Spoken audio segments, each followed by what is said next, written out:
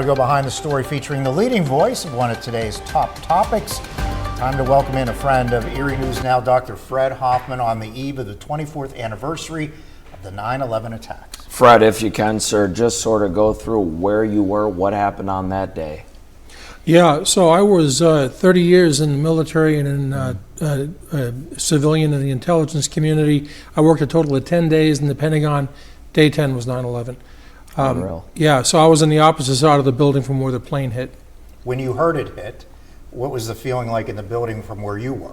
Well, that's a massive building. It's a massive. It was originally built as a book depository, and you've got tens of thousands of people that work in that building.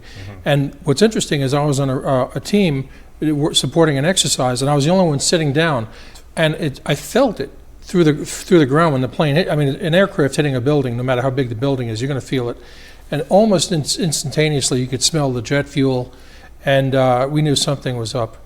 And we'd also watched the two hits in the World Trade Center in New York just prior to that, because we had a TV screen, and we had two pilots on my team, retired Navy pilot, retired Air Force pilot.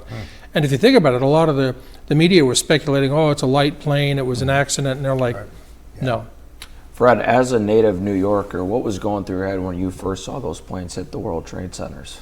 Oh, I had a sinking feeling in my stomach. I mean, I'd been in the World Trade Center. They used to have windows on the world, the restaurant up on the top of the building. I'd been up in there before. I knew a lot of firemen and policemen living on Long Island as a kid. And then, a lot of families were impacted. 343 firemen were killed on 9/11, in addition to the almost 3,000 people altogether. Fred, we have some video from the Pentagon from that day. September 11, 2001, and we're looking at it now. So looking at these pictures, again, where were you compared to where we're seeing the smoke and the blaze and where the plane hit?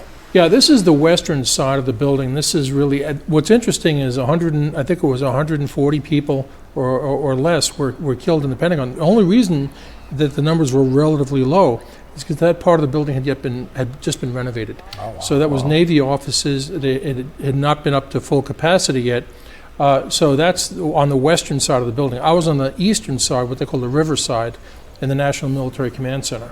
Fred, after these attacks took place, what was the briefing like? What did you guys learn inside the military community? Well, here's what's interesting. Within minutes of the plane hitting the building, we had MPs, military police, that came into our section, and we had classified information all over the table. And they're like, leave your classified, get out of the building. We're filing out of the building. And think about this. Again, you get tens of thousands of people that work in that building, and we're filing out into this large parking lot filled with cars, and surrounding the parking lot are these grassy berms. So these two special forces guys that I was with, one of them looks up at the berms and he goes, I wonder where they put the claymores, because he's a military guy and he's thinking, if I was going to do this, I would attack the building, drive people into the parking lot, and then attack an undefended target. So he's thinking along those lines, and thank God Al-Qaeda wasn't that sophisticated. Fred, thanks so much for stopping by and sharing what happened nearly 24 years ago. Absolutely, my pleasure.